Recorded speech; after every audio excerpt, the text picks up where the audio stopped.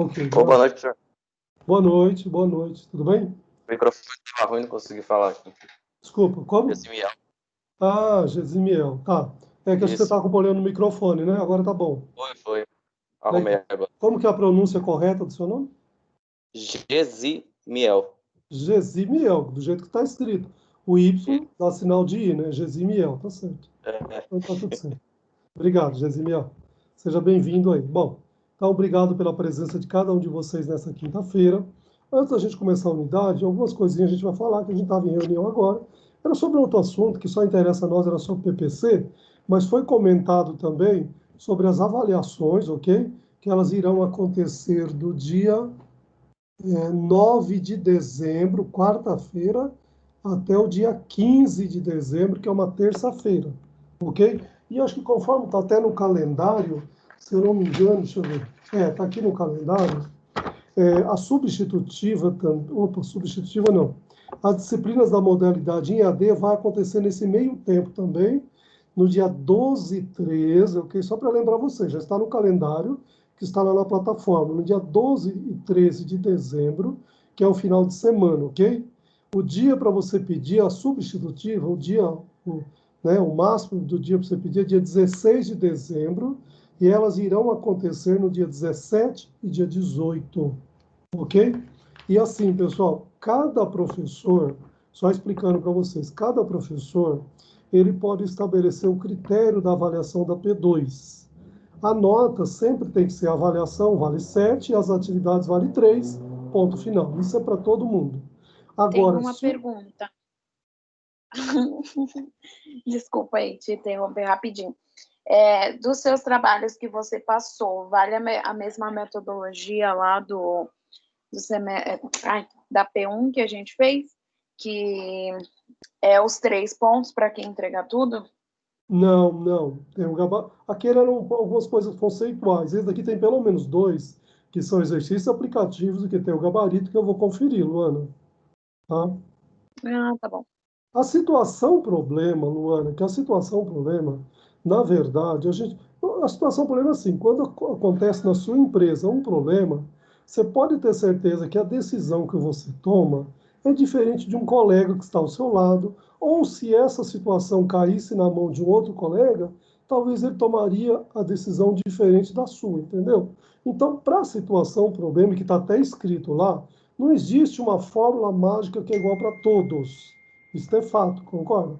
Agora, para exercícios aplicativos, aí sim, aí ela tem que ser padrão. Tudo bem? Mas tranquilo, geralmente quem postou, que eu fico pedindo para vocês trocarem figurinha, acertar, geralmente está tudo ok? Mas vamos corrigir ela sim. E eu só não tive tempo ainda porque eu preciso fazer isso, as atividades complementares eu também ainda não fiz, e aliás, eu preciso postar P2 também, que a gente tem data, cobrei dos meus professores, e eu particularmente não consegui fazer. Mas por quê? Porque todos nós, coordenadores, estamos em cima do PPC, que a faculdade precisa mandar para o MEC na segunda-feira, e nós temos que terminar até domingo, e eu não quero deixar para a última hora. Eu falei que eu vou postar nem que for no sábado, ao meio-dia, porque se tiver alguma correção para o final, ainda tem o domingo. Tudo bem? Mas por isso só. Mas vou tentar, a partir de segunda-feira, me disponibilizar com as avaliações, com as atividades, com a atividade complementar também. Não é o caso de vocês de ADM, que é o Milton que corrige. Mas o pessoal de logística sou eu, e de gestão financeira, que eu coordeno, eu tenho que corrigir elas também, é bastante trabalhoso. Ok? Mas só voltando um pouquinho, pessoal, então a P2. A P2 como que é? Quanto ao critério de nota, cada professor deverá fazer as atividades com valor de 3 e a avaliação individual de cada aluno peso 7, somando peso 10, ponto final. Ok? Porém, a quantidade de questões que cada professor vai decidir e também se o conteúdo que ele vai cobrar é o conteúdo do semestre na P2 ou se é o conteúdo da unidade após a P1. No meu caso da Trino, já falei para vocês que não é acumulativa, eu vou cobrar só a partir da unidade 5, 6, 7, 8. Porém, tem professores do meu curso, e tem professores do curso de ADM também, que trabalham outras disciplinas, que trabalham disciplina muito parecida com projeto. O que é isso? você precisa fazer uma estrutura lá no início do semestre para poder fechar agora no final do semestre. Então, é uma evolução de uma unidade em cima da outra, ok? Então, ele não vai conseguir cobrar de você apenas e tão somente as unidades 5, 6, 7 e 8, que é o que foi trabalhado após a P1. Mas isso, cada professor precisa deixar bem claro para a sua turma e, de preferência, que nós, coordenadores, pedimos que eles coloquem no plano de aprendizagem para ficar bem claro e está escrito que amanhã, se o aluno não assistiu o vídeo, se ele não viu ele comentando, está escrito, o aluno não pode questionar. Então, Luana, você como representante, e o Marcelo e a nossa amiga, como chama? A representante do quarto logística também, tem a liberdade de perguntar para cada um dos professores quanto ao conteúdo da P2, se será matéria do semestre ou matéria após a P1 também. Quanto ao valor do peso da nota, não tem diferença para todos os professores. Tudo bem? Outra coisa que eu devo esclarecer vocês também, isso vale para toda a faculdade, é que quem tiver em DP de alguma disciplina, elas também deverão ser realizadas DPs no mesmo período da P2, ou seja, de 9 até o dia 15 de dezembro. Porém, a critério de cada professor que aplica a DP também, qual é o tipo de avaliação e qual é o conteúdo, ok? Por que tipo de avaliação? Porque tem professor de DP que ele pode dar perguntas diferentes da turma normal, entendeu? Que é o meu caso. Quem está de DP comigo, eu faço questões abertas, porque é um número muito menor de aluno, eu consigo corrigir. Se eu fizer questões abertas para uma sala, no dia de hoje eu tenho simplesmente 131 alunos matriculados. Se todos fizerem a P2, eu preciso de uma semana para corrigir, concorda? E eu não tenho tempo, porque todas as notas deverão estar lançadas no dia 16, quando é a data limite, quando não vai pedir substitutiva. Então, a essa data, ele precisa saber se ele já foi aprovado ou não, ok? Então, não dá para a gente ficar fazendo questões abertas, mas acaba sendo de múltipla escolha. Tudo bem? Então, essa é a característica. Então, quem tiver de DP, aproveita o próprio espaço do AVA, que você pode perguntar, pode questionar, tem espaço para isso.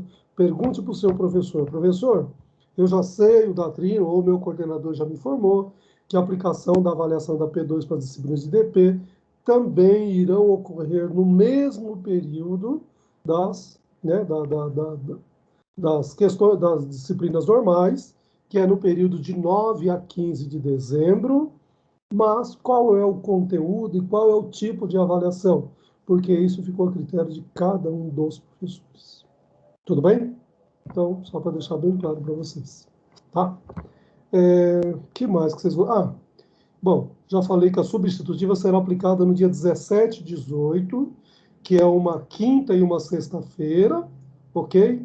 E no dia 21 e 22, que é segunda e terça, são os 2 últimos dias para todo e qualquer aluno fazer qualquer questionamento de nota junto com o professor. Não é na secretaria, não é onde tem os canais, é com o professor, tudo bem? Porque no dia 23 encerra o semestre letivo e um aluno que não fechar a situação até o dia 23, no próximo semestre, ou está aprovado ou está reprovado. Tudo bem? Eu vou deixar passar o ano que vem. Segundo o diretor, não existe abertura para resolver. Então, aproveita esse tempinho aí, dia 21 e 22, que é uma segunda e terça, isso mesmo, segunda e terça, para tirar toda e qualquer dúvida também. Tudo bem? Mais algum questionamento quanto ao andamento do final do semestre? Bom, que o próximo semestre será do mesmo jeito que este. Vocês já perceberam que a gente sente lá na Europa e nos Estados Unidos, que alguma coisa está voltando lá, né? E talvez o Brasil, estamos torcendo para não, mas, de repente, se a gente pegar essa onda, já estão vendo que essa semana em alguns estados aí já está aumentando, inclusive, né, os problemas da situação atual. Então, em relação aos dias anteriores, os meses anteriores. Então, já tem protocolo aí de que a gente vai continuar do mesmo jeito. Só que a única novidade, a única diferença que eu já comentei com vocês, já 15 dias atrás, que parece que todos os professores irão trabalhar com esta mesma plataforma. Ele vai estar disponível lá no seu AVA. Então, quem não fizer matrícula logo no início das aulas também, não vai ter acesso às aulas, tá? E está cada vez mais a direção e a coordenação tentando convencer os professores de que os alunos precisam usar a plataforma do AVA, que não poderão e não deverão mandar mais nenhuma atividade por e-mail, por WhatsApp e assim por diante. Então, qualquer comunicação sempre utiliza o AVA, que é esse ambiente virtual de aprendizagem, que vai estar lá já essa plataforma disponível também.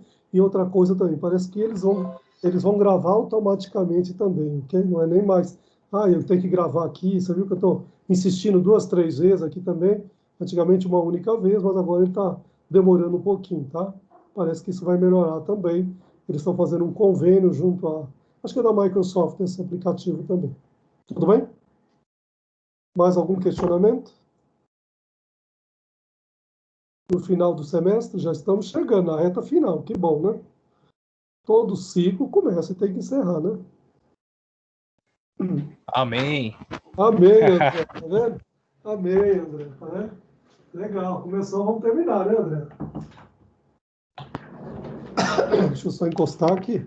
A esposa está lá na televisão, está fazendo guirlanda já para o Natal, tá vendo? Com toda a pandemia, ela está fazendo uma terapia, fazendo guirlanda. Olha só que bonito. Dá para vocês verem a guirlanda aí ou não? Olha aí, ó. Dá para ver? Olha só, Produção própria. muito legal, viu?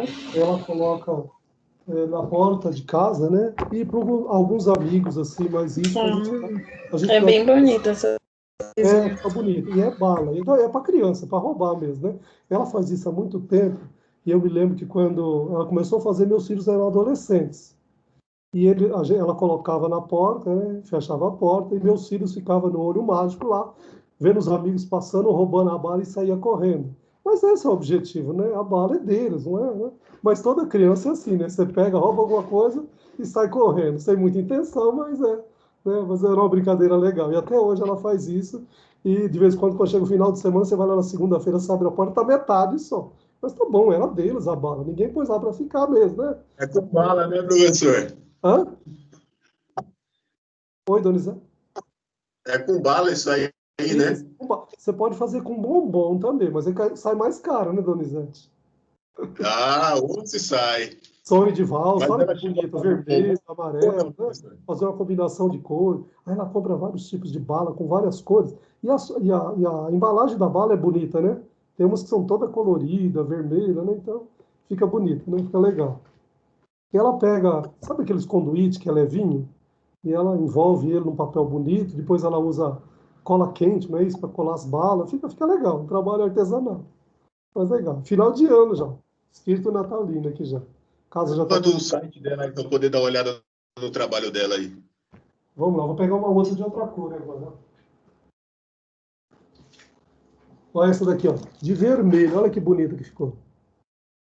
Opa. Tá aparecendo ou não? Eu não consegui ver. Olha só. Tô vendo, sim, agora tá. sim. Legal. Essa é vermelha. Nunca tinha visto assim. Fica bonito, tá vendo? Põe um lacinho assim de Natal, tá vendo? Fica legal. É que aqui virou meu escritório, que era o quarto do meu filho, tem uma cama aqui que ninguém usa. Então a cama virou aqui, ó, a stand dela de guirlandas aqui, para dar de brinde daqui uns dias para os colegas, para os amigos aqui, para os filhos, para o neto. A casa está toda enfeitada. Agora tem o Guilherme, que é o netinho de 2 anos e meio. Ele fica encantado. E ela comprou, acho que tem uns 10 Papais Noel, é isso? Qual é o plural de Papai Noel? Ô, Luana, você que é bom em português? Aí, não sei não, hein? Deve ser Noé, sei lá. Bom, deixa pra lá. Eu sei que tem uns 10 aqui em casa e volta e meia. O Guilherme simplesmente resolve ligar os 10. E você não entende nada, porque todos cantam uma música diferente, rebola diferente, dança diferente, e ele lá todo feliz da vida. Mas é isso que é o Natal, né? Acho que deve ser legal. É criança, é fantasia, né? Mas é muito legal. Tá bom. Mas vamos ao que nos interessa. Vamos à nossa aula hoje. Bom, pessoal, primeira pergunta, eu comecei falando no começo. Pero é Papai Noéis mesmo, viu? Papai Noel. Noéis. Papais Noéis. Legal, tá vendo? Os dois, então, é plural? Papais? É, Papais Noéis. Tá, legal. Você já foi no Google, né? Tá vendo, Luana? Óbvio, Tá mas certo. ainda chutei certo. Isso, o Google é para isso mesmo, tá certo. Bom, pessoal, no começo eu comentei aqui, para quem estava, que hoje é a nossa unidade 7, mas como hoje é a nossa penúltima aula, eu já estou também, já postei para vocês a unidade 8 e vou trabalhar a unidade 8 também. Então, a minha primeira pergunta, antes de chegar na unidade 8, é a 7. A 7 está em ordem, está tranquilo, tudo bem, estão postando, estão fazendo, estão com alguma dificuldade, querem que a gente esclareça alguma coisa para dar andamento e o aluno amanhã diz, o Datilho passou por cima. Não, não é esse o objetivo. É só para a gente deixar a semana que vem, para tirar dúvida da 8 e uma dúvida geral do semestre, do bimestre, porque quem for fazer substitutiva aí é matéria do semestre, tudo bem? Então, deixa a semana que vem, que é o último dia, a última quinta-feira da semana que vem, tudo bem? Algum questionamento do 7 ou podemos dar andamento para o 8? Beleza? Bom, mesmo que alguém no meio do caminho aí perceba alguma necessidade da unidade 7, gente, eu estou disponível até às 10 horas e a gente retoma lá sem dificuldade nenhuma. Tudo bem? Então eu vou lá postar a unidade 8 para a gente, tudo bem? Então, área de trabalho, minimizando. Basta aqui.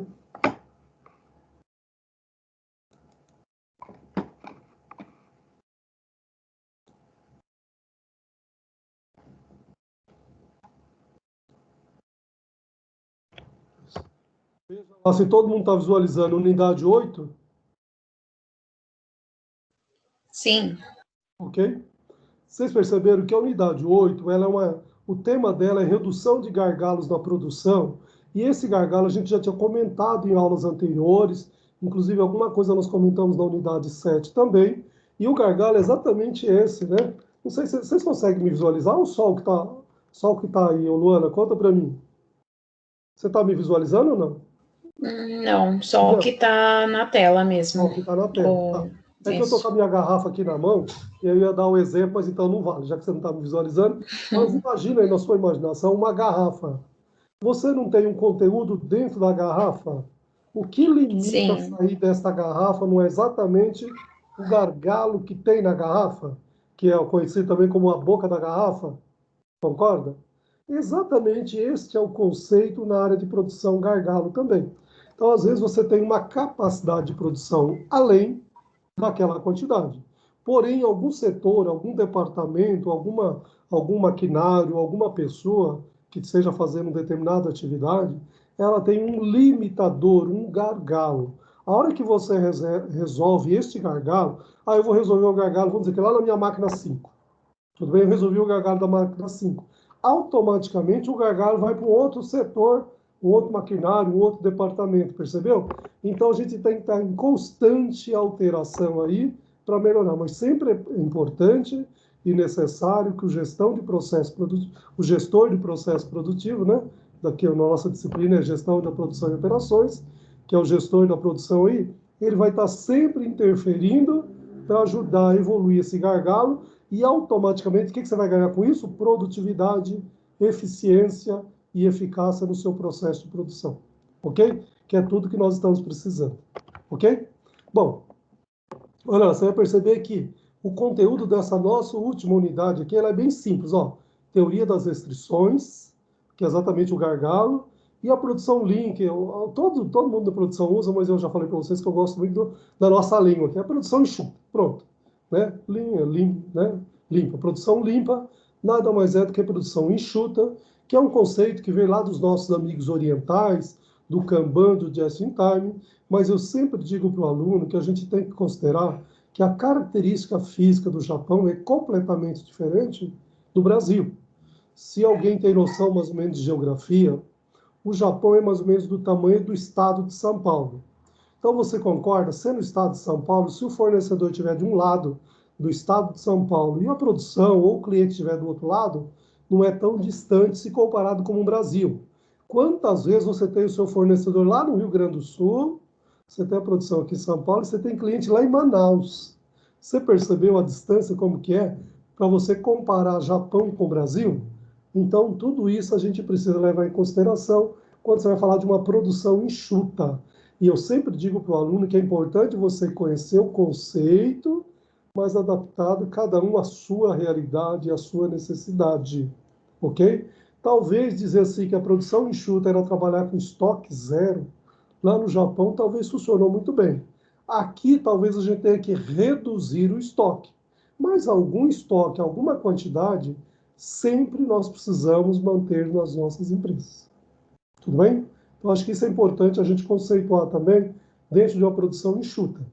Comentei já com vocês durante o nosso semestre, aí, não me lembro em qual das unidades, que inclusive hoje, no próprio segundo grau agora, tem o COC, não sei se alguém conhece aí, que é Colégio Oswaldo Cruz, que meus filhos estudaram, inclusive, Sim. lá também, conhece, né? Muita gente conhece. Eles já estão trabalhando, inclusive, também com toyotismo. O que é o toyotismo? É a produção enxuta, é a indústria 4.0, percebeu? Estoque zero, Just in time.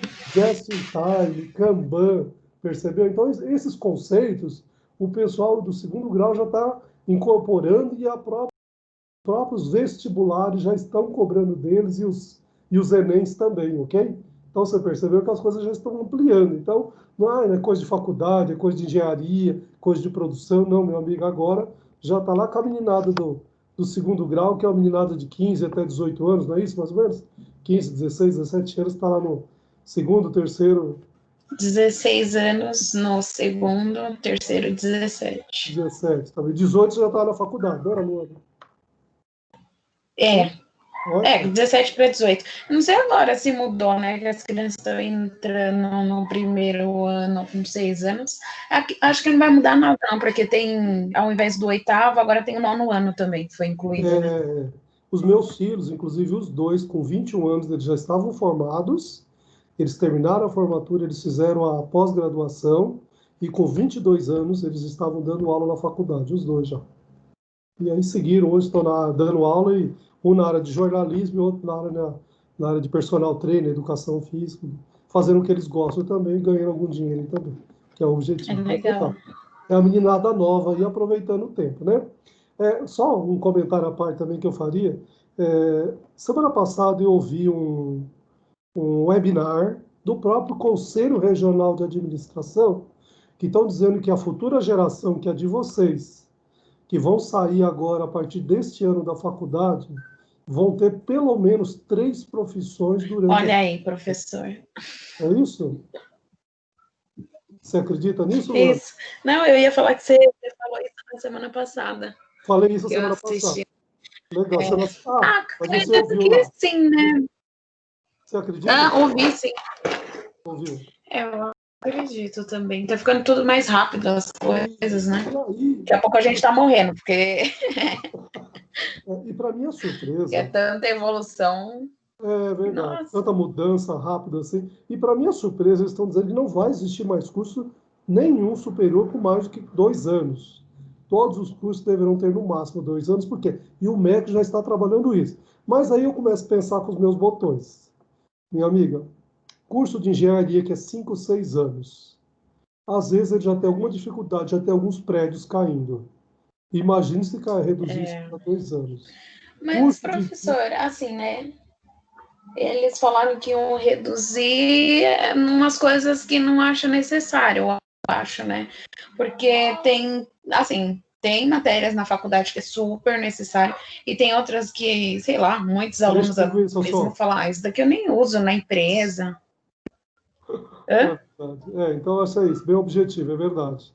Então, e a medicina também, a gente sabe que são 6 anos, mas não sei quantos anos como chama como chama o estágio da medicina? Residência. Isso, residência, ok? E assim Residência. mesmo a gente sabe de algumas dificuldades que o pessoal tem lá na frente, concorda? Mas você sabe que a área de medicina, o Brasil é excelência aqui no Brasil, tá? Não pense que nós ficamos fora do contexto mundial também, não. Então, a área de medicina, inclusive a maioria das faculdades, elas são de excelência e elas formam bons profissionais, bons pesquisadores, que inclusive tem gente que, eu já comentei com vocês, que faz inclusive mestrado e doutorado na área de saúde e vai ganhar dinheiro lá fora. E quem que investiu? O Brasil. Isso é uma pena, concorda? Por quê? Porque o Brasil mesmo não dá apoio, não paga um salário justo, então o cara vai ganhar dinheiro lá fora. Lembrei vocês, inclusive, acho que numa das aulas também, que a pessoa do novo governo lá dos Estados Unidos, uma das pessoas que vai falar sobre a pandemia lá é uma pesquisadora brasileira. Percebeu?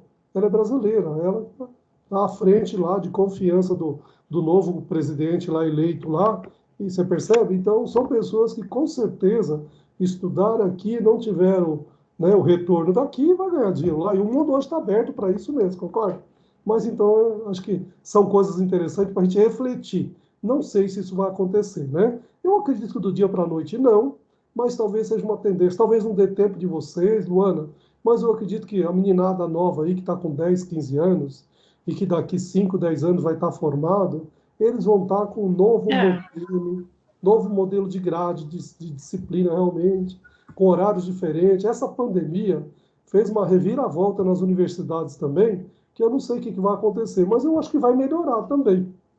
Então, acho que tudo que vem de revolução, ela vem para o bem, concorda? Então, a gente sempre assusta. Eu brinco até aqui que eu falo assim, que minha avó, quando viu o primeiro beijo na boca na televisão, ela falava assim, é o fim do mundo. E o mundo não acabou. E as pessoas continuam se beijando, não é isso? Então, acho que assim, são evoluções que vão acontecendo e são alguns conflitos de geração que a gente acha, né? Não, agora vai ser melhor. Eu acho que esse negócio não tem, senão a gente fica sempre pensando no saudosismo. Não, na minha época era melhor. Não tem melhor, as coisas mudaram. A gente tem, hoje, quem é melhor vai se adaptar no mercado é aquele que tem facilidade de se adaptar, concorda? Não é o mais inteligente, não é o mais esperto, e sim aquele profissional com a maior facilidade de adaptação à nova situação. E a situação muda muito constantemente, né? Estava conversando com o professor Lino, que inclusive é professor de vocês também, acho que principalmente do pessoal de logística, que em janeiro deste ano, olha só, nós estamos em novembro, dezembro, semana que vem. Em janeiro deste ano, nós fizemos uma viagem maravilhosa de um cruzeiro para o Rio Amazonas, Rio Negro, Rio Solimões. Eu com a minha esposa e o Lino com a esposa dele, foi fantástico. A gente jamais imaginava que daí 2 meses, ou seja, foi dia 10 até mais ou menos dia 20 de janeiro. Quando foi no dia 23 de março, é isso? Para quem tem uma memória melhor? 20 alguma coisa de março, daí 2 meses. Pronto, parou tudo, o mundo inteiro parou e o Brasil parou junto, percebe? E janeiro estava aparecendo alguma coisa na mídia, vocês lembram disso? E a coisa vem muito rápido. Então as coisas mudam muito rápido. E eu diria que até nós, professores, quem melhor está se dando é quem melhor conseguiu se adaptar à nova realidade. Aquele professor que acha, eu vou continuar trabalhando, dando aula, a gente sempre falava que era o professor GLS, né? Giz, Lousa e Saliva, né? Talvez hoje ele esteja meio no fracasso, porque não vai conseguir, né? Hoje ele precisa de algum aplicativo, ele precisa conhecer alguma tecnologia, mesmo que a gente apanhe com algumas dificuldades aí, mas eu acho que é importante sempre se adaptar à nova realidade aí. Tudo bem? Bom, então vamos lá. Professor Datrino, Oi. o senhor falando nessa parte aí de adaptação, eu me lembro quando começou o semestre de 2020, os professores, a Campus Sales estava com a reformulação, né, de como inserir os alunos mais no mercado tecnológico, né? Então, eu acho assim, é como se estivesse tendo uma prévia do que ia acontecer, porque eu me lembro que os professores falavam assim, a faculdade quer que a gente insira vocês na parte tecnológica, usando os recursos que tem. E foi praticamente o que aconteceu, né? A partir de março, todo mundo teve que se reinventar para conseguir dar aula. É verdade. Eu não sei se teve tempo de ensinar o aluno. Eu acho que todos nós fomos atropelados. Em cima desse atropelo, nós acabamos ganhando algumas habilidades, concorda? Verdade. Tem um ditado muito popular no interior que o pessoal do interior fala muito assim: quando a água bate na bunda, a gente aprende a nadar, né? Enquanto não está acontecendo, você fala, deixa para lá, para que eu vou aprender? A hora que o negócio apertou, meu amigo, eu não tenho onde correr mais, concorda? Então agora eu vou ter que aprender, vou ter que usar essa plataforma. Então, e eu diria que a maioria dos professores e a maioria dos alunos acabaram se adaptando. E talvez os alunos, que é uma geração mais nova, tenham até mais facilidade em se adaptar a essas novas tecnologias do que o próprio professor, que todos, né, A maioria dos professores da Campus Sales vocês conhecem, eles têm mais de 30, 40 anos. Então, é uma outra geração também, ok? Mas eu acho que foi bom. Né? Tudo bem? Bom, voltamos ao nosso conteúdo. Então, como todas as unidades, desde a 1, essa é a 8ª e a última, eu sempre posto para você algum material. Então, para esse daqui, tem 3 materiais, pelo menos do YouTube, são materiais bastante simples, para não ficar só o Datrino comentando sobre esses slides aqui. Tem alguém de outra área comentando também, e que está lá disponível no YouTube, você pode assistir a qualquer momento, tem o link aqui. O primeiro é como encontrar o gargalo da sua produção.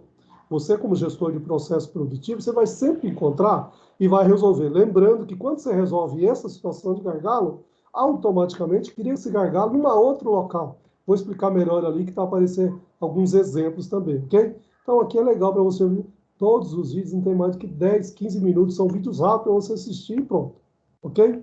Bom, o segundo ainda é sobre isso, a teoria das restrições e os gargalos, ok? Justamente sobre as restrições que são os limitadores da produção, que são os nossos gargalos, ok? E o último, que é exatamente sobre produção enxuta, ok? Lean Manufacturing, né, que é nada mais do que manufatura limpa, produção enxuta. Tá? Tem um vídeo rapidinho também. Então, quando você for abrir aqui, dá uma olhadinha lá e veja lá, faça seu comentário também, veja as primeiras noções aqui sobre este conteúdo. Percebeu que a última unidade tem um conteúdo bastante simples, ó, teoria das restrições e produção enxuta. Pronto, duas coisinhas bem simples. Tudo bem? Bom, a maioria dos livros vai utilizar como toque também, que é a teoria das restrições, ok? O que é isso? Olha lá. É vista como uma filosofia gerencial. Assim como eu sempre comento para o aluno que no Japão, por que deu certo a produção enxuta, tanto Kanban quanto Just-in-Time? Porque ele é uma filosofia, onde todo o país estava envolvido nessa situação de pós-guerra. A gente sabe pela história do Japão, que a pós-guerra que terminou em 46, 48, né, que é boa de história aí, ou seja, um pouquinho antes de 50 aí, o Japão estava quebrado, eles não tinham muita alternativa. E neste período, o professor Kaori Ishikawa, que quem já fez gestão da qualidade, com o professor Luiz Antônio, ou não sei quem está dando para vocês esse semestre, a professora Cláudia, gestão da qualidade. Foi Luiz Antônio. O Luiz Antônio, isso. Kaori Nossa, Ishikawa. Nunca me esqueço, misericórdia. Kaori Ishikawa, não é isso? Ele é o famoso CCQ. O que é o CCQ? Ciclo de Controle de Qualidade. E aí eles tinham, né, que resolver a situação do Japão ou eles morriam na praia, né?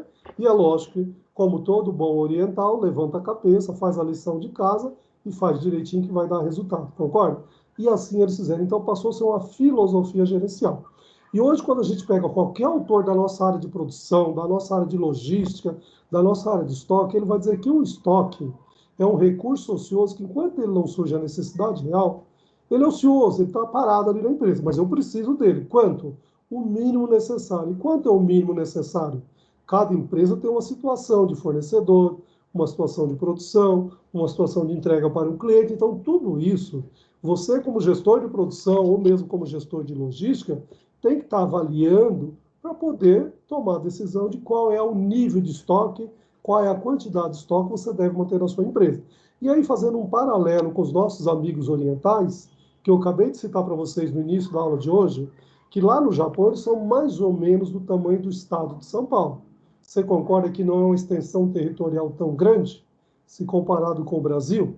E nós aqui, muitas vezes, nós produzimos em São Paulo, temos um fornecedor lá em Manaus e um cliente lá em Curitiba, ou lá em Rio Grande do Sul. Então, a gente precisa de um tempo para receber a mercadoria de Manaus, eu preciso de um tempo para processar a produção minha, e eu preciso de um tempo para entregar para o meu cliente lá no Sul também, concorda? Então, tudo isso eu preciso trabalhar. Mas, na verdade, é uma filosofia gerencial que é fornecedor envolvido, é produção envolvida, é o governo envolvido. Então, você percebe que todo mundo está envolvido nesta filosofia com o objetivo de ter algum ganho para o país, para as empresas. Então, acho que se o Brasil trabalhar nesse sentido, as coisas vão acontecer. Bom, para quem é da área de logística, não sei se vocês ouviram um dado essa semana, que eu fiquei assim, olha, estarrecido, que realmente são coisas boas, mas que a gente precisa parar e pensar duas vezes. Vocês sabem que com toda essa história da distribuição da vacina, bom, o primeiro passo é encontrar a vacina, está quase chegando lá, mas não chegou. A hora que chegar, como que nós vamos distribuir? Vocês viram qual é a metodologia que o pessoal dos Estados Unidos vão utilizar? E os Estados Unidos ele é tão grande quanto o Brasil também. Eles vão usar o exército, um auxílio só, mas as empresas de logística vão distribuir a vacina em todo o território americano, simplesmente em 24 horas.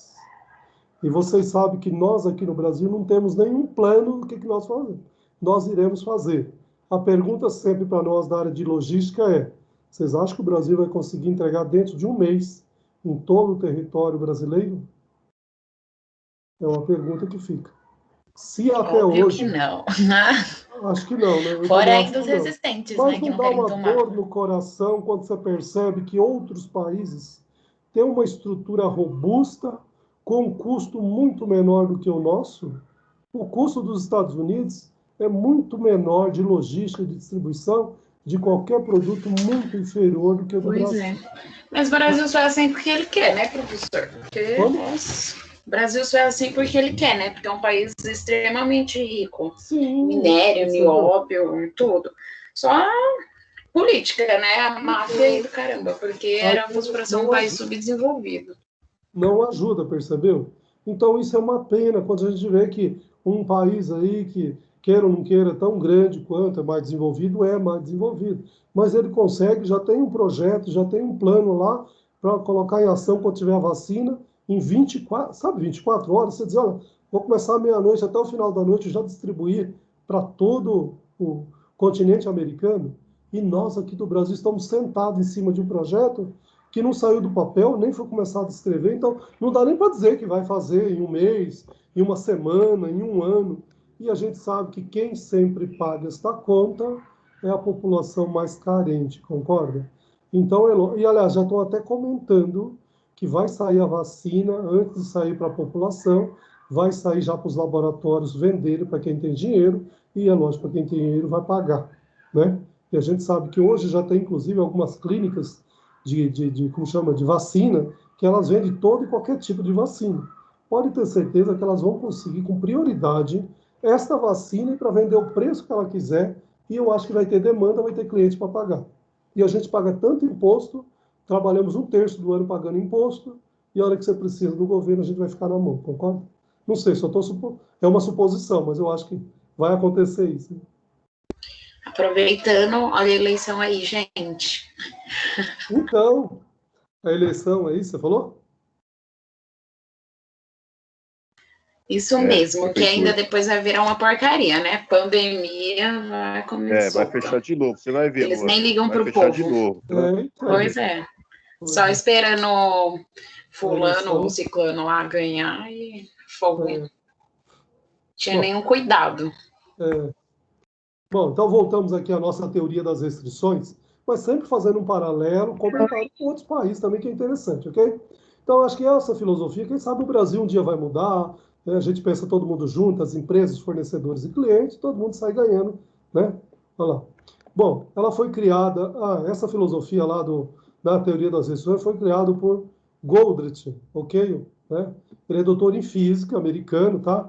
Então, ó, ele vai sempre trabalhar com essa teoria. O que é? Hoje, todos os autores trabalham ele também, e a gente vai ver qual é a vantagem para a gente aplicar também nas nossas empresas aqui, qual é a vantagem, ok? O que é essa teoria? Ela constitui um conjunto de conceitos que extrapola o software, tá? Que é o que tem disponível lá, que eles chamam de OPT, tá? Que geralmente você tem inclusive esse software disponível também, para você gerenciar a teoria. Tudo bem? É um método de gestão da produção que busca identificar, gerenciar e solucionar gargalos, que pode ser entendido como uma parte do TOC, olha lá, que é a teoria das restrições, TOC em inglês, ok? Ou como uma aplicação prática do TOC, as questões relacionadas à produção industrial, sempre na área de produção. Ela também apresenta sugestões para elaborar um método de planejamento e controle da produção denominado tambor, pulmão e corda. Tá? Vai ter ali já em seguida, acho que uma figura ali também, ok? Olha lá, o TOC se fundamenta no princípio de que existe uma causa comum para muitos efeitos e que os fenômenos que observamos são consequências de causas mais profundas que devem ser identificadas. Quem que vai identificar essas causas? O gestor de processo produtivo. Você viu quanto trabalho nós temos? Só estamos tendo uma ferramenta para nos auxiliar aí. Esta causa constitui uma restrição ao sistema. Uma restrição é qualquer coisa que impeça um sistema de atingir um desempenho maior em relação à sua meta. Ok? Vocês lembram de restrição que eu já comentei, inclusive, né? Não vou citar o nome, mas era assim. Eu me lembro que numa das aulas de produção, não era nem na Campos Salles, era numa outra unidade, numa outra faculdade que eu estava trabalhando, e aí eu comentando o conceito de gargalo, o conceito de restrição, e aí alguém comentou, falou, o fulano de tal, então é o gargalo da sala. Quando você quer continuar a disciplina, ele sempre para tudo e fala, eu não entendi isso, volta lá. E tem aquele, a maioria da sala entendeu, quer continuar, e ele não, o professor volta tudo, porque né, não é uma maneira pejorativa de dizer que o aluno não pode perguntar, mas é uma maneira do aluno entender o que é gargalo. Você quer continuar a produção, você não consegue, porque você tem que retomar algum processo, algum gargalo, alguma restrição, para poder continuar. Quando você resolve este gargalo, às vezes aparecem outros que você precisa estar interferindo e melhorando para evoluir essa situação também. Olha aqui uma figura de gargalo aqui, que exatamente, não parece muito uma garrafa, mas é uma ampola aqui, tá? Então você tem a entrada do sistema, que é o famoso input, que nós já trabalhamos isso lá em produtividade, lembra? Input e output. Aqui entra em cima e embaixo você vai sair. E a restrição aqui é o gargalo, você percebe? Você coloca uma quantidade grande na entrada, mas ele vai restringir no gargalo para passar aqui, não vai conseguir. Então, você entra aqui com uma, duas, tem 7 setinhas e só saiu com 2. Então, você pode ter matéria-prima, abastecer sua produção, mas, na verdade, você tem um limitador ali, que são né, algumas áreas ali que você tem. Não só em termos de matéria-prima, mas como, por exemplo, uma mesma peça, ela pode passar por vários departamentos, vários maquinários, vários setores, várias pessoas, e cada pessoa, cada maquinário pode trabalhar de um jeito com o tempo também. Então você começa a identificar onde estão os gargalos e fazer a sua grande interferência para melhorar também. Mas essa figura aqui diz muita coisa e representa o que é o nosso gargalo aqui também. Ok? Bom, e aqui tem o processo aqui, que esse autor, o Goldert, né, ele apresenta para a gente aqui, né, que ele é composto por 5 etapas. Vocês perceberam que eu já fiz essa perguntinha aqui, ó, ok? Lá na atividade 8, que se eu montei uma perguntinha dessa daqui, ela toda embaralhada aqui na ordem, lá Muito bem, vai falando aí que eu vou tirar foto. Na P2, isso, olha lá. Eu falo para vocês que eu conto tudo que vai acontecer e eu pergunto para o aluno se ele acredita em cigana, mas uma cigana me contou que vai cair uma questão igualzinha a essa. Se você não acredita em cigana, Luana, comece a acreditar, hein? Elas dizem a verdade. Bom, então, qual é o processo dele? A primeira coisa é identificar as restrições do sistema, explorar as restrições, subordinar tudo a decisão. Você percebeu que é o retrocesso? Ó, vai e volta.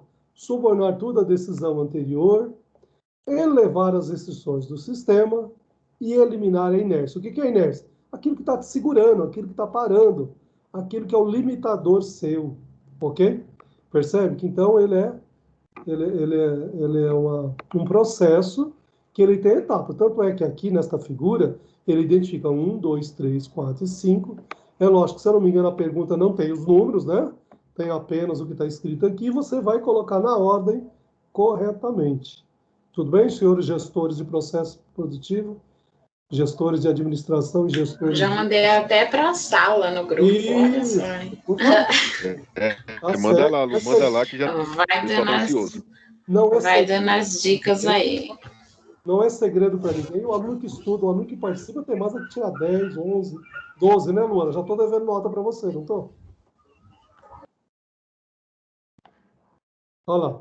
Bom, aqui tem um exemplo bastante prático de como a gente pode identificar em um sistema a restrição. Bate o olho aqui, vocês mesmos vão dizer, olha, máquina A, máquina B, máquina C, máquina D e máquina E. Qual é a restrição aqui? Está escrito em vermelho aqui, né? Aí não vale a brincadeira, né? Mas aí, você vai olhar, ó, a máquina A, ela produz 15 unidades. A máquina B produz 10. A máquina C produz apenas 5. A máquina D produz 20. A máquina E produz 25. Então, quem é a restrição, quem é o limitador do modelo aqui? É lógico que a máquina C, concorda? Porque ela É produz legal que não tem erro, né, professor? Sempre é a menor. sempre a menor. Agora, Luana, o que você tem que prestar atenção? Quando esse sistema você não vai retroceder várias vezes também, então vamos dizer, a máquina C ela só consegue produzir 5 unidades. Legal, então eu vou contratar mais um auxiliar de produção para ela e vou melhorar, ela vai produzir a partir de agora, com mais esta pessoa, 15 unidades. Tudo bem? Sim. Aí, no caso, a B passaria a ser a menor. Percebeu? Agora Sim. você resolveu o problema da restrição da máquina C, a E sua passa para B. passa a ser no B. Tudo bem? Agora você resolveu também, vou contratar um estagiário aqui, para a máquina B, ela vai para 15 unidades. E agora, qual é a restrição ou quais as máquinas são as suas restrições? Essa dúvida eu tenho, se as duas ficarem com 15. A que teria restrição é a que não tem mais gente, ou as duas seriam as restrições com a mesma quantidade? As duas seriam a restrição com a mesma quantidade. Mas você lembra que a C também eu levei ela para 15? Então, na verdade, você tem a máquina A máquina B e a máquina C é o meu gargalo, é a minha restrição. E se eu resolver elas e levar para 25, a D passa a ser meu gargalo, que ela vai conseguir produzir só 20. Percebeu? Porque uma coisa leva a outra até Sim. chegar na saída final. Então, acho que esse é o conceito que este autor pretendia, esta metodologia para você poder conhecer e trabalhar. Aqui ele colocou maquinária, lógico, pode ser um processo de produção de um serviço também, que quantas vezes você fala, o meu serviço depende do fulano de tal, eu faço ele, né, em 3 dias, mas o meu amigo faz em 5 dias, fica parado lá, e às vezes é uma sequência. Então, na verdade, você precisa ajudar ou precisa criar algum mecanismo que esse seu colega que demora 5 dias, você tentar reduzir o tempo dele para você poder ganhar ali, né, algum benefício ali na frente. Ok? Tá claro como identificar os gargalos, as restrições aí dentro do Sim, sistema? claríssimo. Isso. Aqui, já que você não está vendo minha garrafinha vermelha aqui, ó, Luana, aqui da aguinha aqui minha, ó, ok? Você não me vê aqui, mas apareceu uma garrafa aqui. Não parece uma garrafa? Parece, né? Parece mais uma vassoura, né? Uma vassoura. É Uma uma vassoura de Uma arco-íris. vassoura da bruxa aqui, mas tudo bem. Imagine que seja uma garrafa. Olha lá, restrição é exatamente o gargalo aqui, tá vendo? Você tem o que está em vermelho à esquerda, é um volume muito maior, concorda? Mas o que consegue sair da garrafa, onde está com essa setinha em vermelho, que aparece a figura azul aqui, ó, é o limitador que vai sair de rosa em diante, concorda? Que eu não consigo além desta capacidade. Então, exatamente é isso. Olha lá. As restrições devem ser administradas por quem? Pelos profissionais de produção, de forma que tudo que é produzido pelos recursos, que não constituem restrição, sejam consumidos pelos recursos com restrições. Ou seja, você vai balancear. Com isso, ajusta-se a capacidade de fábrica para que o gargalo ou as restrições sempre estejam na frente da produção. Ou seja, precisamos tirar os gargalos, precisamos tirar as restrições para melhorar a nossa eficiência, a nossa produtividade, a nossa eficácia, que é o objetivo da nossa disciplina. Já lembra? O primeiro conceito na aula 1 de produção, que vem da derivada do conceito de administração, que é planejar, organizar e controlar de forma eficiente todo o processo de produção, desde o início até o final, de forma ótima. O que é esse ótimo? Maximizando o lucro ou minimizando os custos. Ok? Olha lá. Subordinar tudo à decisão anterior. E que ele foi falando etapa por etapa. Né? Só voltando aqui um pouquinho, ó, aqui ele começou a identificar, lembra? Ó, só voltando aqui, ó. Dentro deste aqui, ó, identificar, explorar, subordinar e levar, ele vai passar cada uma das etapas, tudo bem? Acabei não reforçando isso. Então, a primeira coisa é identificar, está claro, a gente consegue identificar, ok? E depois é explorar as restrições do sistema, ok? Vou explorar ela. Aqui, ó, tá vendo? Eu vou subordinar tudo à decisão anterior, que é o terceiro passo, terceira etapa. Se o fluxo da cadeia e a velocidade da produção são definidos pelos elos fracos, que são as restrições, então os outros recursos devem trabalhar sempre na mesma velocidade da restrição, sem nem mais rápido, nem mais lento. Ou seja, o ideal dentro do processo de produção é você estar tudo harmonizado para você ter um custo menor em um processo. Mas o que a gente tem que fazer? Aquilo que é menor é levar ele para maior. Quando mais rápido resultará em excesso de estoque antes da restrição, que ela não consegue processar, o que significa perda. Ou seja, quando eu produzo 25 e outro só produz 5, ele fica com 20 parado, concorda? Então, isso que eu estou fazendo, estou gerando estoque, que é o nosso próximo subitem, que estoque é um recurso ocioso, a gente precisa reduzir, eliminar. Não é que eu não devo produzir 25, mas se o meu gargalo só produz 5, eu estou com estoque de 20 ali, concorda? Olha lá, quanto mais lento o processo para e o desempenho do sistema inteiro é afetado negativamente, o que significa perda da mesma forma, ok? Olha lá, o que é o quarto item aqui dele? Elevar as restrições do sistema. Quando o impacto limitador da restrição é reduzido, eleva-se o nível de restrição do sistema. Para essa elevação, eventualmente, tem-se um investimento, mas certamente chegará um momento em que as restrições será quebrada e ela não mais limitará o sistema. Ou seja, o que ele diz que tem um investimento? Eu preciso contratar um estagiário, eu preciso melhorar o maquinário, eu preciso comprar um maquinário melhor, às vezes é isso. Eu tenho uma máquina que é mais antiga, ela tem uma produtividade baixa, então ela é meu gargalo, ela é meu limitador. Será que se eu fazer um investimento numa máquina melhor, eu não vou melhorar meu nível de produção, de produtividade, e aquilo que era gargalo passa a estar mais na frente? Ok? Olha lá, com isso o desempenho, o sistema não tende a infinito, ou seja, você sempre vai procurando. Olha lá, o que ocorre é que se cria outro gargalo, outra restrição, em outro lugar da cadeia. Você percebeu que isso é cíclico? Você, como gestor de processo de produção, você tem que estar interferindo a todo momento dentro do seu processo de produção. Ok? Não quer dizer... O que ele está dizendo aqui em alguns momentos também, que às vezes se a produção não tem uma demanda para 25 unidades, por que você vai pôr um maquinário para trabalhar 25? Será que ele não poderia estar seguindo o gargalo lá dos 5 também? Que todos vão produzir 5, porque 5 é a demanda que você tem no mercado e não vai gerar tão estoque, um custo menor. Então, isso tudo, esse sistema vai te ajudar você ter esta visão também. Em outro momento, você vai dizer, não, minha demanda é de 25. O gargalo de 5, eu preciso melhorar o de 5, preciso produzir, porque se eu produzir não vai ficar de estoque, eu vou vender, eu tenho demanda. Você percebeu? Então, um profissional de gestão comercial precisa entender de mercado, precisa entender de logística, precisa entender de produção, ele tem que ser um profissional completo ali para ter uma visão de todo. Bom, e o quinto e último item desta metodologia que este autor trabalha é eliminar a inércia. Inércia é um conceito da física, vocês concordam? É aquilo que para, que segura, né? Aquela inércia que não anda, né? Da física que define a resistência que todos os corpos materiais opõem à modificação do seu estado de movimento. Ou seja, ele não movimenta, ele para ali, ele está estático. Tá? Goldman aconselha, olha lá, conselho do autor dessa metodologia. Se no passo anterior um gargalo for eliminado, volte ao primeiro passo, você percebeu? Então ele vai estar sempre retrocedendo aí. Então é a metodologia que você está sempre trabalhando. A tendência natural parece ser que, quando conseguimos quebrar uma restrição, não nos preocupamos mais em revisar, reavaliar o sistema inteiro.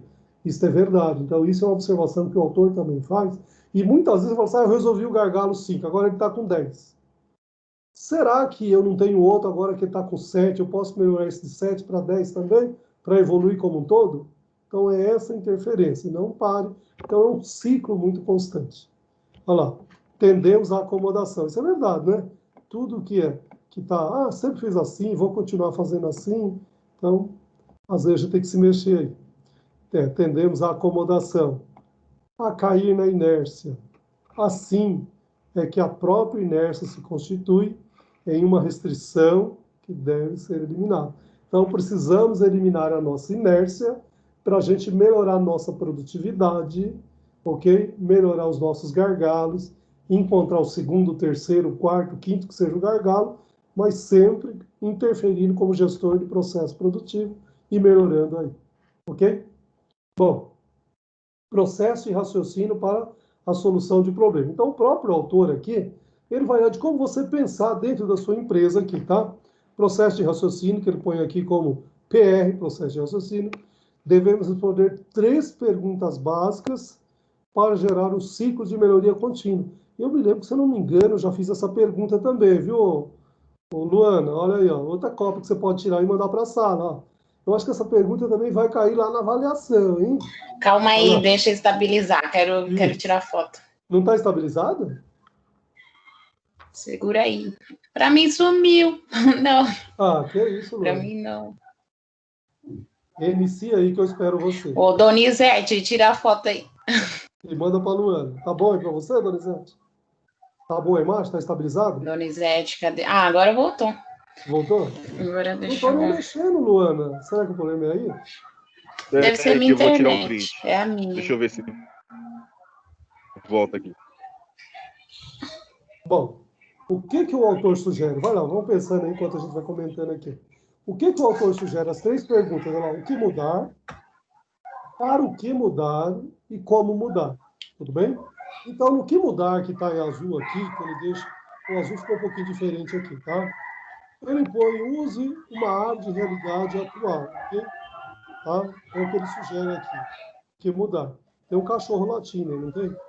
Para o que mudar, use o diagrama de dispersão de nuvens, ok? Ou uma área de realidade futura. Isso daqui você pode explorar um pouquinho também, se você quiser. Eu acho que eu tenho algum livro que mostra melhor um pouquinho isso daqui, mas você pode explorar na internet também, sobre o Goldrich, sobre esse processo aqui, e ele vai explicar um pouquinho melhor cada uma das etapas também. Mas aqui o que interessa... Qual o nome do livro? Não, procura mesmo como processo do Goldrich. Tá vendo o autor aqui? Goldrich. Goldrich. Ah, tá bom, tá, achei. Isso. Que você vai encontrar, Beleza. e lá vai ter uma explicação melhor. Mas para nós, gestores de processo produtivo, o que interessa é que existe esta metodologia. Se você realmente for trabalhar, aí você explora um pouquinho mais de perto ali, faça uma pesquisa melhor, mas no momento é assim. Quais são as 3 perguntas que nós devemos responder? O que mudar, para o que mudar e como mudar. Tudo bem? Então, usando algumas técnicas aqui que este autor está sugerindo. Ok? E aí vem a segunda parte aqui. Luana, conseguiu fotografar o slide? Tudo bem? Que eu já mudei para a próxima, eu volto. Sim, a Jamila mandou lá pra gente. Legal. Mas também tem lá no slide, lá postado já no AVA, né? Tudo bem? Bom, a produção Lean nada mais é do que produção enxuta. Tudo bem? Foi desenvolvido pelo executivo da Toyota, Toichi Ono. Toichi Ono, na verdade, ele é vice-presidente da Toyota. Tudo bem? Então, logo após a Segunda Guerra Mundial, que eu brinco com os alunos, que eu falo que eu não sou bom de história, mas eu acho que foi em 46 ou 48 que acabou. E aí eu sempre considero que depois de 1950, vamos pegar o número inteiro, depois de 1950, nos 2 primeiros anos, está todo mundo respirando, sabe que o Japão sofreu uma grande baixa também, então eles estavam respirando ainda. Então, a partir de 1950, mais especificamente na década de 50, entre 50 e 60, o Kaori Ishikawa, Toichi Ono, que é vice-presidente da Toyota, começou a trabalhar algumas técnicas aí, e bastante interessante, com bastante resultado, e que o mundo inteiro se apropriou, e o Brasil não foi diferente também, concorda? E a gente tem usado como algumas vantagens também.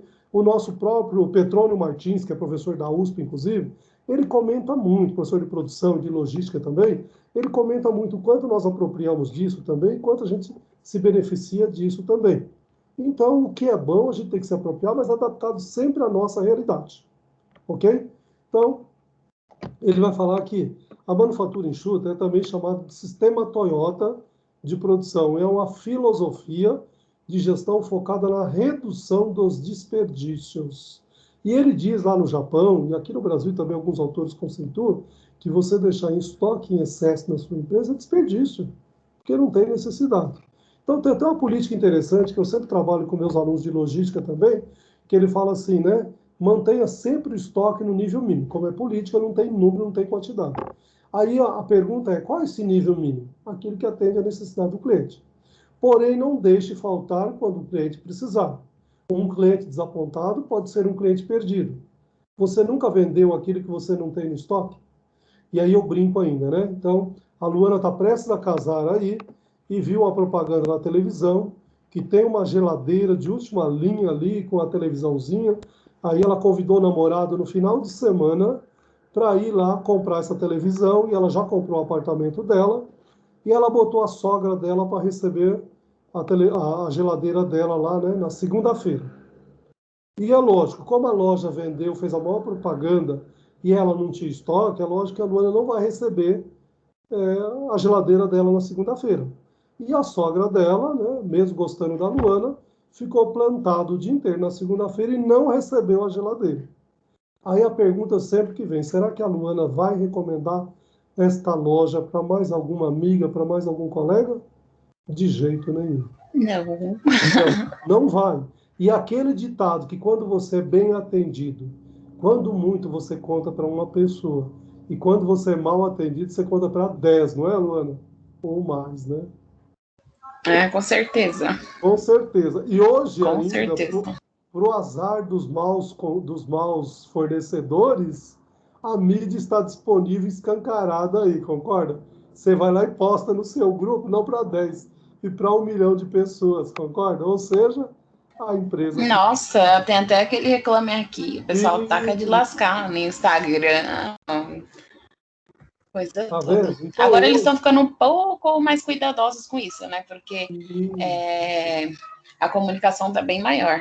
sim, isso é verdade. Outra coisa também que eu... Tem um livro muito interessante, se alguém quiser pegar ele também, chama Técnicas Industriais Japonesas, que eu já citei esse livro para vocês, Richard Stromberg, ok?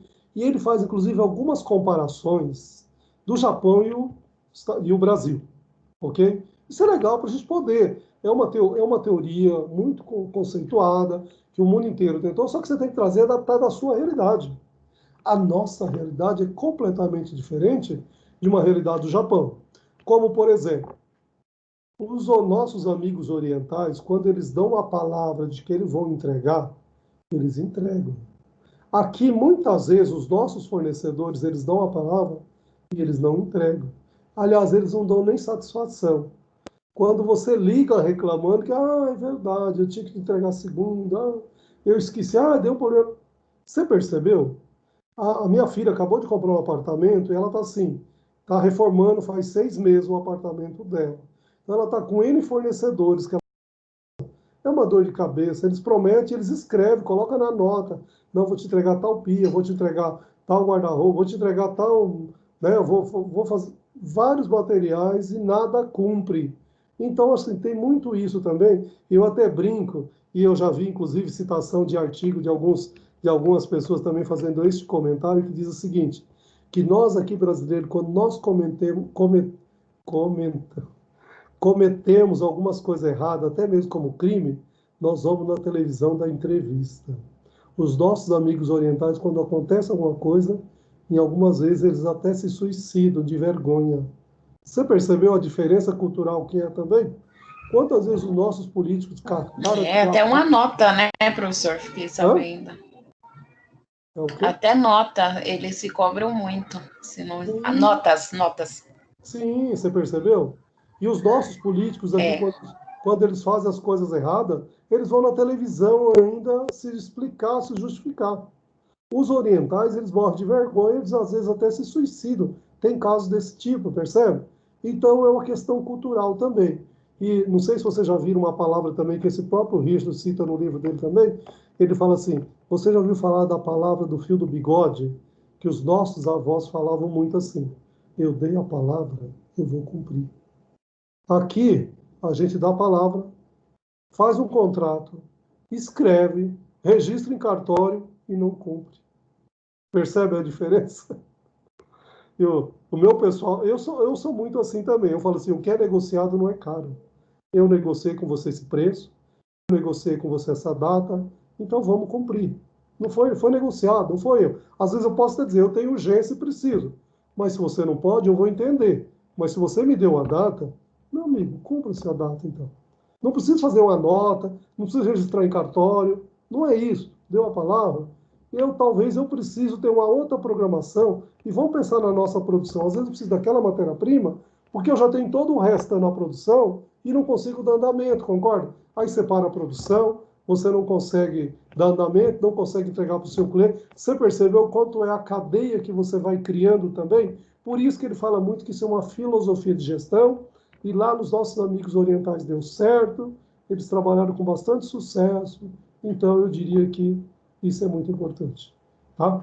Outra coisa, outro exemplo que eu cito, comparando o Japão com os Estados Unidos também, em termos de qualidade. Ok?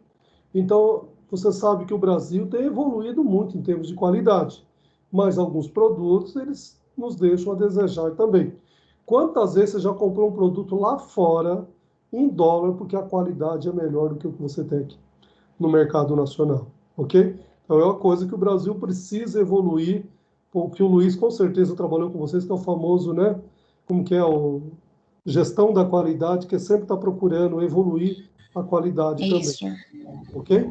Toda a qualidade contínua, a Aliança Six Sigma. Exatamente, o 6C, a evolução constante da qualidade, que você tem que estar sempre procurando melhorar, concorda? Então, o Brasil evoluiu, então não vamos dizer, achar que a gente só tem coisa ruim, não. O Brasil tem excelência em algumas áreas, que eu sempre cito para vocês, não tem ninguém no mundo que produza melhor aeronave do que a Embraer aqui no Brasil. Não tem ninguém melhor que produza o melhor caminhão do que a GM, não, a Ford, é isso? De São José, não, é Rio de Janeiro, Resende. A Ford de Resende, ok? Então, nós temos excelência em algumas áreas. Já falei para vocês que nós produzimos, em termos de produtividade, mais soja por hectare do que os americanos. O que nós perdemos é lá fora, na porteira, ok? E aí é a logística, que nós temos que evoluir muito, e o custo da logística deles é muito menor do que o nosso. O nosso custo, além de ser elevado, a qualidade é péssima, né? Quantas vezes você já viajou pelas rodovias do Brasil e na sua frente tinha um caminhão de soja e ele ia cair nos grãozinhos de soja no seu carro, né? Isso é muito comum aqui no Brasil. Imagine nos Estados Unidos se existe isso, né? Então, tudo isso são coisas. Olha lá. Bom, e no finalzinho aqui a gente eliminando os desperdícios, a qualidade melhora e o tempo e custo de produção diminui também. E é tudo que nós precisamos, percebeu? Precisamos reduzir o tempo, precisamos reduzir o custo. Então, o desperdício tem que ser zero. E com certeza o meu amigo Luiz Antônio já trabalhou com vocês aí também, ok? Bom, a manufatura enxuta é hoje o modo mais lógico para o desenvolvimento de uma empresa que pensa em, olha lá, melhoria contínua, sempre evolução, redução de custos, agilidade na produção, maior capacidade produtiva e melhorias do ambiente de trabalho para os funcionários. Pergunto para os senhores gestores de processo de produção, não é tudo que as nossas empresas, especificamente a sua empresa, está precisando ou já chegou neste nível? Percebe? Então, aliás, acho que eu fiz uma perguntinha aqui também, Luana, olha lá. Tá? Então, você como gestor de processo... Já, deixa eu tirar uma foto, olha só. Olha lá. Percebe? São coisas assim que, uma melhoria contínua, gente, a gente tem que estar sempre trabalhando e querendo melhorar. Uma redução de custo, hoje com a competitividade e a globalização, eu preciso reduzir os meus custos, porque a competitividade está grande, a margem de lucro cada vez está mais apertada, menor para todas as empresas, e agora a gente compete com o mercado globalizado. Não é mais o cara ali da esquina, concorda? Então é com o mercado globalizado. Gente, eu estou sentindo um cheiro de janta da vizinha aqui, que está me dando fome. Mas vamos lá. Agilidade na produção, maior capacidade produtiva. A gente não quer hoje, muitas Aquela vezes... feijuca, né, professor? Não sei se é feijuca, mas está um cheiro gostoso. Não, feijoada não deve ser hora dessa. Mas é um cheiro gostoso. Mas vamos lá. E dá fome, né? Uma hora dessa já começa a dar fome, né? Olha, melhorias do ambiente de trabalho. Hoje é necessário você ter qualidade para o funcionário também, concorda? Você não gostaria de trabalhar num ambiente que seja agradável e que você seja produtivo, e você tenha todas as condições nesse ambiente? Eu acho que isso é legal. Hoje, cada vez mais as empresas trabalham para melhorar esse ambiente. Vão cobrar? Sim, cobrança faz parte. Mas você precisa ter condições para que seja cobrado também, concorda? Então, são tudo coisas importantes e interessantes aí também. Ok? Bom, e aqui a gente vai colocar aqui na nossa área de produção para a gente fazer uma reflexão sobre 3 tipos de processo de produção. O artesanal, que era o nosso, né? Olha lá, antes de qualquer revolução industrial, era o processo do artesão. Era o cara que fazia coisa sozinha, determinava o preço, a quantidade, ia buscar lá no que ele precisava, na origem, a matéria-prima, ele determinava quando entregar e qual é a quantidade, qual é o preço, qual é o valor, e ponto final. Depois vem a produção em massa, que era logo após a Segunda Guerra Mundial também, ok? Que eu diria que no Brasil, até 1980, eu mesmo cheguei a trabalhar numa empresa que a gente trabalhava produção em massa, 24 horas por dia, 360 dias por ano, 364, não parava nem no Natal e Ano Novo fazer revezamento de turno, ok? Então ele trabalhava, era produção em massa, e a gente não dava conta, tudo que produzia vendia, era fertilizantes, na base do NPK, lembra do NPK de química, da aula da dona Margarida?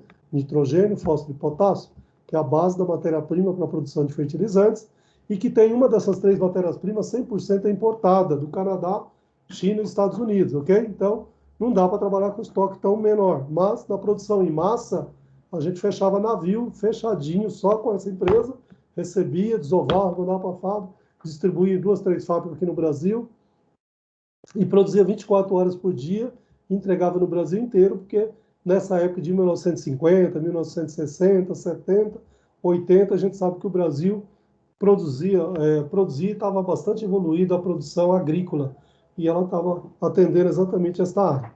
E aí vem a manufatura limpa, né, que é nos dias atuais, e aí a gente começa a comparar aqui em cada um delas essa diferença, ok? Então, se você pegar a produção, o artesanal é uma peça por vez, concorda? A produção em massa, olha lá, é uma produção padronizada. Quanto mais você produz, menor é o custo, mas é produção em série, produzida ali, ponto final. Agora, essa manufatura enxuta, o que é? O cliente que solicita. Eu vou atender a necessidade do cliente, ok? O conceito que a Luana acabou de lembrar de Kanban e Just in Time, a tradução ao pé da letra, inclusive, é Just in Time, apenas a tempo. E Kanban é cartão. Então, eu vou produzir na quantidade que meu cliente está precisando. Então, ela veio como uma ferramenta para ajudar a reduzir e eliminar os estoques desnecessários, e ela contrapõe exatamente a produção em massa, que precisava produzir uma quantidade muito grande. Então, depois de 1980, o Brasil começou a trabalhar também essa produção enxuta, o Kanban e o Just in Time também. Bom, o volume de produção no artesão ele é baixo. Produção em massa, quanto mais o volume de produção, quanto mais estoque eu tinha de matéria-prima era melhor para a empresa, e quanto mais eu produzo melhor, mas eu tinha demanda, ok? E outra característica da produção em massa também, que a gente produzia uma grande quantidade com uma pequena variedade. Hoje a produção enxuta é exatamente o contrário. Eu vou produzir uma grande variedade, porém uma pequena quantidade, porque cada um do cliente quer uma quantidade diferente um do outro, ok? Bom, em termos de ferramentas, o que eu posso considerar? No processo produtivo artesanal, ele é simples e flexível, é um artesão que vai trabalhar a ferramenta que ele tem em mãos, concorda? Na época da produção em massa, são máquinas caras e pouco flexíveis, não tem muita mudança. Hoje, a produção em enxuta, ela é máquinas flexíveis. Você muda uma pecinha daquela mesma máquina e você produz um outro produto diferente. Percebeu a diferença? Em termos de qualidade, o que a gente pode comentar aqui nos 3 processos também? O artesanal, o maço e a produção limpa. Olha lá. O que puder, no artesanal, olha lá. O que puder ser feito, meu amigo. É o artesão que determina, em termos de qualidade, o que para você pode não ter, para ele é ótimo, é o que ele tem. Olha lá. Na época da produção em massa, bom e suficiente. Hoje, eu quero melhoria contínua. Percebeu? Vocês aprenderam com meu amigo Luiz Antônio? Hoje, na produção enxuta, eu quero melhoria contínua. Bom, cliente e mercado, o artesanal, produto definido pelo cliente, né, porque o artesão vai produzir aquilo que ele precisa. Produção em massa, produto padrão para o mercado. Meu amigo, dá para mudar? É lógico que não. Produção em massa, meu amigo, é aquilo, padrão, ponto final. E hoje, alta variedade dos produtos. Cada cliente quer de um jeito. O mercado tem que se adequar. Bom, a mão de obra, olha lá, o artesão altamente especializado, só ele entendia, ele que fazia. Em massa, pouco qualificado, porque tinha muitas pessoas e é um maquinário que produzia tudo padronizado, meu amigo. Não tem que ficar muito com detalhe como era do artesão, agora ele é muito pouco, né, qualificado, então não tem necessidade. Hoje nós precisamos do profissional qualificado e multifuncional, ou seja, meu amigo, aquele... Lembra, Luana, que nós comentamos antes da disciplina, inclusive, que a nova geração vai ter até 3 profissões durante o seu mercado de trabalho? Será que já é pensando nisso, numa produção limpa também, que nós precisamos ser multifuncional? Talvez a Luana que fazia essa atividade, daqui 5 anos, esquece, Luana, você vai fazer outra atividade completamente diferente. Que legal. Talvez isso motive também, você não fica na mesmice, não gera aquela rotina, percebeu? Talvez o funcionário comece a gostar também. Bom, em termos de custo, que é a última linha aqui, no artesanal ele é elevado porque é o artesão que determinava o preço. Na produção em massa ele é baixo porque quanto mais se produz, menor era o custo, e naquela época as empresas estavam a todo vapor. E aliás, se você pegar os livros, quando ele vai dizer da produção em massa, e que tem alguma figura, sempre vai aparecer um chaminé enorme soltando fumaça, concorda? Então, era exatamente essa era a característica da produção em massa na década de 70, 80, 90 e assim por diante. Ok? A partir de agora, com a produção enxuta, que vem aí na virada do milênio, 1990, 2000, que é, em termos de custo, mais baixo ainda, ou seja, hoje o cliente quer pagar cada vez mais um custo menor, concorda? Um preço menor do produto. Então, nós, como produção, precisamos procurar uma qualidade e um preço relativamente baixo. Por quê? Qualquer coisa que você agregue no custo e que seu cliente não perceba, isso é custo, não é benefício.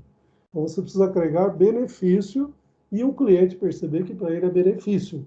Caso contrário, não perceba, passa a ser apenas um custo. Ok? Bom, essa era a última slide dos 15, ok? Falei muito, Luana. Tudo bem? Só você que fala aí comigo? Mais alguém? Posso voltar lá na nossa sala? Ok. Ok, vamos voltar lá na nossa sala aqui. Isso. Olha lá, já estamos com quantas pessoas aqui, Luana? Olha lá. 22 eu não consegui ver a pessoas. contagem. 22, está aqui, ó, 22 comigo, então 21 alunos, mais eu aqui. Boa. Olha lá, já aumentou a população, que bom. Espero que tenha alguém aí o Adson é de logística. Adson, eu estava comentando no início da aula aí que eu estou sentindo falta do pessoal da área de logística. Eu não vi a representante, a Cris, não vi o Marcelo. Marcelo, tá aí? Não tá, ó. Cadê ele? A Luana tá aqui, a Luana só não veio a semana passada. Né, Luana? Como que chamou outro Eu tô representante? aqui, mas eu assisti a aula, hein? Isso, mas assistiu, legal. Vale. Ô, Luana, como que chamou outro representante da DM também? Dessa sala, da minha, tem Não, a vice, que é a Dani, mas não, de outra sala eu não sei. o Davi é seu Não vice, sei né? por onde. Não, Dani. Ah, o Dani. Daniele tá. Guedes. Ah, tá. Da outra sala eu não sei quem é. Bom, mas pergunto para todos vocês. Obrigado pela presença. Alguma dúvida, algum questionamento da unidade 7, que já encerrou, mas estamos dentro dela ainda hoje, e a unidade 8, que eu já iniciei. Tudo bem? Professor, Fala, André. é uma dúvida. Eu vi aqui que o senhor questiona sobre a produção Client. Seria esse termo mesmo, né? Não seria produção Lian. Isso, eles usam muito no livro, mas eu não gosto mesmo. É a produção limpa, clean é limpa, que é a produção Certo. enxuta. É a mesma que produção enxuta. Aliás, se você pegar em alguns livros, ele vai chamar de toyotismo. O que é o toyotismo? O autor que criou ele foi o Toichi Ono, que é vice-presidente da Toyota, então ficou toyotismo. Tanto é que eu comentei com vocês também que o próprio Koch hoje trabalha no segundo grau, a disciplina chama-se Sistema Toyotista, Toyotismo. Sistema Toyotismo, ok? O que é? É o Kanban, eu disse termo, a produção enxuta, o Clean, o Lear, você percebeu? Tudo isso nada mais é do que reduzir o estoque ou eliminar. Eu sempre digo para os nossos amigos orientais, é eliminar os estoques. Para nós brasileiros, talvez seja reduzir o estoque. Agora, a pergunta que eu sempre faço para vocês, que se alguém estiver trabalhando na área de produção e na área de logística, quantas vezes nós guardamos algum material sem nenhuma finalidade nas nossas empresas? Aliás, volta um pouquinho mais aí. Quantas vezes nós guardamos na nossa casa coisa que nós sabemos que nunca nós vamos utilizar, mas nós temos um certo estímulo e queremos guardar achando que um dia vamos utilizar? A maioria dos autores de estoque, eles vão dizer, isso custa muito caro. Tem, inclusive, artigo que diz que nós da Avenida Paulista e de Barueri pagamos o metro quadrado mais caro do mundo e nos damos o luxo, em alguns momentos, de estocar material sem nenhuma necessidade. Eu me lembro que, numa época, eu fui contratado numa empresa e a contratação minha se deu direto com o dono da empresa, que era o presidente da empresa. Ele dizia o seguinte, eu estou comprando coisa que eu não preciso, eu não sei o que eu tenho de estoque, estou deixando de comprar o que eu preciso. E aí a empresa não tinha nenhum sistema. E aí eu falei para ele, vamos adquirir o sistema do Excel, que é o mais simples. E o Excel que era a nossa conta ali, né? Tenho tanto, entrou tanto é mais, saiu tanto é menos. Quanto que eu tenho no final do dia, no final da semana, no final do mês, no final do ano? É fazer algum inventário, alguma coisa ali. E eu sei que nós fizemos em 6 meses, ele estava com mais um armazém, eu disse para ele, vamos ficar apenas com o nosso armazém próprio, vamos devolver o armazém terceirizado, vamos reduzir este aluguel e vamos se livrar de coisa que a empresa não está utilizando e a partir de agora tem tudo no sistema, vamos adquirir apenas o que precisa e o que não precisa é custo para a empresa, percebe? E empresa familiar tem muito isso. Alguém diz, um dia eu vou usar, e se o dia nunca chega e a empresa fica com aquele famoso elefante branco, não é isso? Então, às vezes, acontece isso nas nossas empresas. Ok? Só abrindo um parênteses aí para comentar. Mas quem trabalha em empresa familiar é muito comum ver esta situação. Então, é mais uma reflexão. Muito burocrático, né? Oi, Donizete, fala. Muito burocrático, né? Acho que está travando o seu som, Donizete. Tem muita rejeição, né? Agora tá bom? Empresa pequena, empresa familiar aí é complicado de se trabalhar, né? Nesse complicado. caso aí, a empresa que você trabalhou era familiar também ou não? Também era familiar. E eu brinco com todo mundo que trabalha em empresa familiar, eu digo o seguinte, sabe aquilo que você faz o planejamento de segunda a sexta? Eles no churrasco de família de final de semana, eles mudam tudo. E quem é o dono da empresa e dono do dinheiro? São eles. Então, muitas vezes, você tem que ter um jogo de cintura, você tem que ser ali, rebolar para poder tirar o melhor da empresa. Mas também eu já vi empresa que, se ela não profissionalizar a empresa familiar, ela vai estar fadada ao fracasso, concorda? E é o que aconteceu com muitas empresas quando elas resolveram terceirizar muitas das atividades e até mesmo a administração. Empresa familiar, às vezes eles têm até conflito entre eles e que interfere na administração, interfere na situação da empresa e a empresa vai para o buraco. Isso é fato também, Donizete. Isso é verdade. É verdade. Mas é mais para a gente refletir hoje sobre o estoque, para a gente manter um estoque menor, mas nunca a gente diz em termos de número, porque em termos de número, você sempre tem que considerar na sua empresa onde está o fornecedor, qual a distância, qual o meio de transporte que eu utilizo, o rodoviário, ferroviário, o aéreo, o aquaviário, o dutoviário, cada um tem uma capacidade e tem um tempo. Qual é a capacidade de produção da sua empresa? Onde estão os seus clientes? Então, tudo isso são limitadores para você poder tomar uma decisão melhor, concorda? Então, não dá para dizer que você tem um número, qual é a quantidade que eu devo manter? Meu amigo, cada empresa é uma situação. Então, vale uma reflexão do gestor de processo de produção, trabalhar algumas metodologias, algumas técnicas, reduzir o gargalo, que você pode reduzir o estoque que você tem parado na produção. Lembra que nós já comentamos numa das aulas que você tem 3 etapas do estoque, que ele pode ser matéria-prima, produto em processo ou produto acabado. Produto em processo, às vezes, ele fica um longo tempo na nossa empresa, às vezes por motivo do gargalo, mas ele é um custo para as nossas empresas, concorda? Então, eu preciso administrar. E cabe quem administrar? O gestor de processo de produção, que somos nós, nesse momento, nessa disciplina. Ok? Tudo bem? Mas aí eu deixo para vocês agora dúvidas, questionamentos? Já acabou minha aula. Tranquilo. Tranquilo? Tranquilo. Tudo bem, Luana? Obrigada, Tranquilo, professor. Show de bola. Uma aula ótima. Tchau, Então, tá professor. bom. Boa noite. Cada vez melhor. Tchau, boa noite. Pessoal, obrigado pela presença de Boa cada noite um a de todos. Bom vocês. final de semana. Bom final de semana. Obrigada. Eu vou parar a gravação, mas eu estou Boa disponível noite para para vocês todo até às mundo. 10 da noite. Bom final de semana para todos aí. Obrigado, Edson. Um abraço. Boa, Bruno. Black. Bro, a prova começa dia 15 mesmo? Não, Só para lembrar. dia 9.